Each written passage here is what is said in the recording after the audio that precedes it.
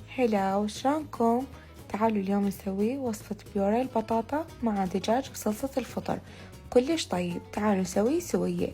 أول شي بجدر خليته هواية بوتيتة ووياهن المي وخليت عليه خاشوقة كبيرة من الملح وقبخته وخليته يستوي 40 دقيقة.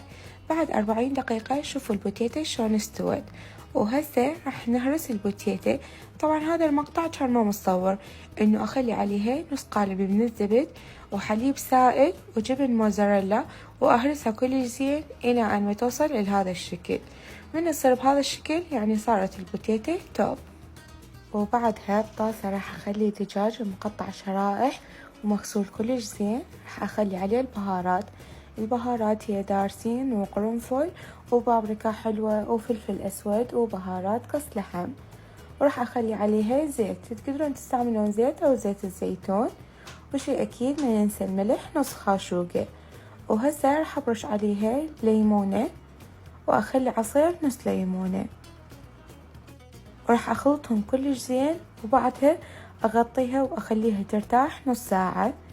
وبعد النص ساعة راح اخلي الطاوة على النار، اخلي بيها زيت واخلي فوقها الدجاج.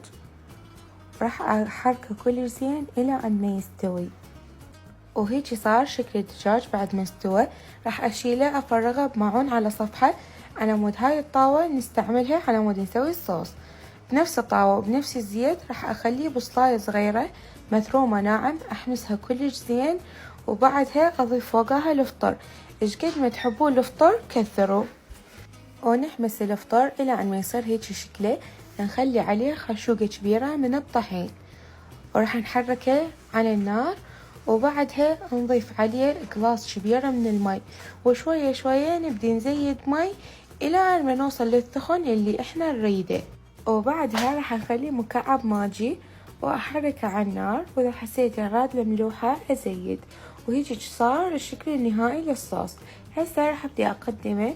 بماعون التقديم خليت اول طبقة من البوتيتة اللي سويناها ببداية الفيديو، وبعدها راح نخلي الدجاج ونخلي عليه صوص الفطر اللي سويناه. وهيجي كان الشكل النهائي، شكله كلش حلو ويفتح النفس. وشي اكيد راح اذوقه وياكم.